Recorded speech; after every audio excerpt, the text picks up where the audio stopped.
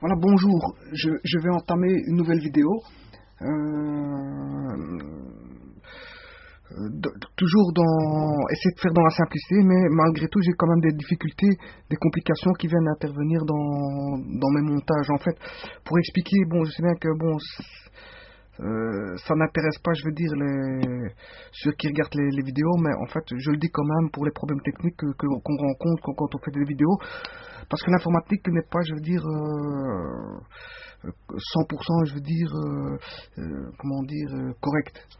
Il y a souvent des pannes qui interviennent. Par exemple, moi j'ai eu des problèmes de son. Le son s'est coupé alors que j'étais en train de continuer la vidéo. J'étais en train de faire une vidéo. Le son se coupe, l'image se coupe.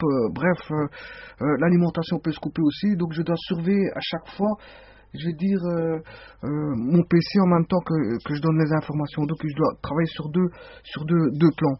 Enfin, l'informatique n'est pas 100%, je veux dire, opérationnelle. Si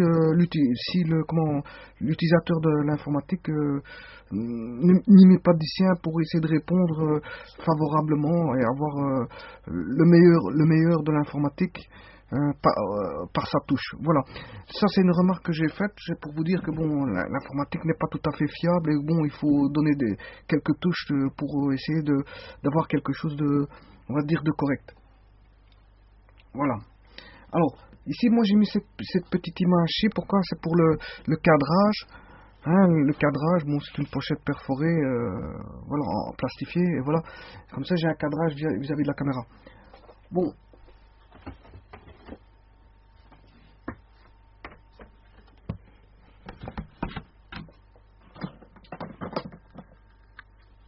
je vais essayer de pas faire des vidéos trop longues, mais malgré tout, bon, il faut y passer. Hein.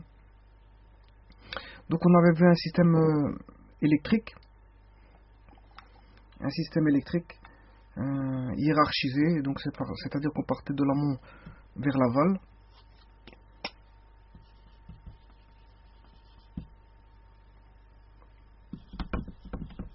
Avec toute une série de machines. Ici, bon, il y avait un coffret et toutes les protections et toutes les interruptions possibles de ces machines.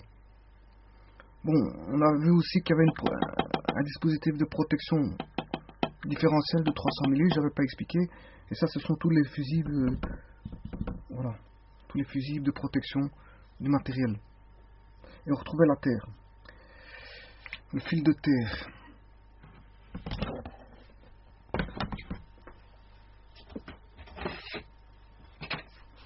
Le fil de terre, en fait, le coffret est souvent un coffret mural en plastique, suivant un nombre de modules bien précis. Bon, ça, il faut aller voir le catalogue. Afin d'acheter, je veux dire, un module bien précis, on trouve des modules en plastique, des grands coffrets en métallique, etc. Bon, il y a tout. Pour les industries, par exemple, ça, on mettra des coffrets métalliques. Pour les petites habitations, un petit coffret, je veux dire, plastique, ça suffit. Et en fait, il faut calculer le nombre de modules qu'il va y avoir dans le coffret avant d'acheter la dimension du coffret. Et ça s'installe pas n'importe où, en fait. Voilà. Alors moi, ce que je voulais dire, c'est que dans le coffret, il y a les barrettes potentielles, et les barrettes potentielles, on va au sectionneur de terre, et du sectionneur de terre, on va, je veux dire, au piquet de terre.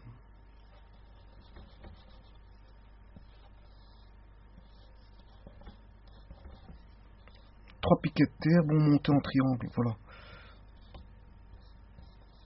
Ça, c'est le coffret. Là, on peut mettre un coffret avec une clé, hein, comme ça personne vient chipoter. Je veux dire, à part le maître de la maison ou je veux dire un électricien, voilà. Voilà, donc ici, on met des piquets de terre et on raccorde le fil de terre, je veux dire, au piquet de terre. Maintenant, voilà, ici, c'est le fil de terre. Le fil de terre qui va au sectionneur de terre. Sectionneur de terre, je veux dire, on va, comment on appelle ça, au piquet de terre. Et donc ici, il faut faire une mesure de résistance de terre. Et la meilleure résistance de terre, il faut qu'elle soit proche de 0 ohm. C'est la meilleure terre. 0 ohm, l'idéal, c'est la terre la meilleure. Mais bon, on n'aura jamais 0. Hein. Donc, ici, je vais montrer les éléments de protection qu'il faut mettre quand on a une résistance, je veux dire s'approchant de 0 ohm, qui est une très bonne terre, mais il y a ce qu'on appelle le règlement général des installations électriques qui est établi par, je veux dire, on va dire un espèce de bureau qui établit des lois au niveau des réglementations des installations électriques du bâtiment ou des sites industriels, voilà, et qui définit pas mal de choses et qui standardise les choses de façon à, je veux dire, à suivre leur codification. C'est sous forme d'articles, de suivre leurs articles et de répondre le mieux possible pour essayer de faire une installation dans les règles de l'art la plus adéquate possible. Et donc, que s'il y a un problème qui intervient au niveau de l'installation, au moins on est protégé au niveau de la loi et au niveau de l'assurance en ayant respecté, je veux dire, ce fameux RGU. Le fait de ne pas respecter ce règlement technique, je veux dire, présuppose que, bon, je veux dire, s'il arrive tout un accident ou incident, ben, la responsabilité est de l'ordre de la personne qui n'a pas respecté ce règlement général sur les installations électriques.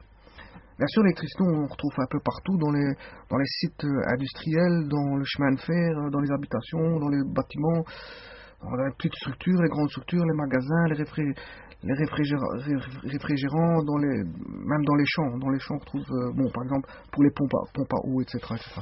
Enfin bref. Donc ici, moi, je dis qu'on va se baser sur une résistance qui est définie par une installation électrique qui est définie par le règlement général des installations électriques, le RGUE, qui a distingué la résistance de terre comprise entre, je veux dire, inférieure à 30 et entre 30 et 100 ohms. Bon, ici, je vais voir la résistance de terre pour une valeur inférieure à 30 ohms. On est proche de 0, c'est une bonne terre. Bon, ici, donc on a dit, bien sûr, il faut payer l'énergie qui arrive de la centrale électrique. Bon, tout est payant, hein. Je veux dire, bon, même l'État prend sa quote-part via une TVA. Mais je veux dire, bon, ici, plus on va absorber de la puissance au niveau du compteur, et plus le compteur va comptabiliser de l'énergie électrique. Ça, c'est normal. Donc, il faudra faire attention à ces utilisations d'énergie pour essayer d'éviter de consommer le plus possible. Donc, essayer d'avoir une consommation la plus raisonnable. Voilà. Donc ici, du compteur, on passe, je veux dire, au différentiel. C'est un différentiel de 300 mA. Je ne vais pas le dessiner avec un schéma contact. Hein. J'aurais pu le dessiner comme ceci. Mais je ne vais pas faire ceci. Je vais le dessiner comme si c'était, je veux dire, le boîtier réel. Voilà. Il peut être le 300 mA. Donc c'est un différentiel. C'est un disjoncteur, interrupteur ou disjoncteur différentiel. Hein. C'est un dispositif différentiel. Voilà. Un dispositif de protection différentielle. Il peut être, on va dire, comment, serté. Voilà.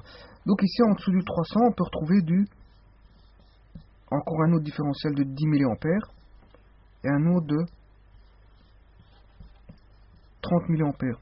Ensuite, on a en dessous, non pas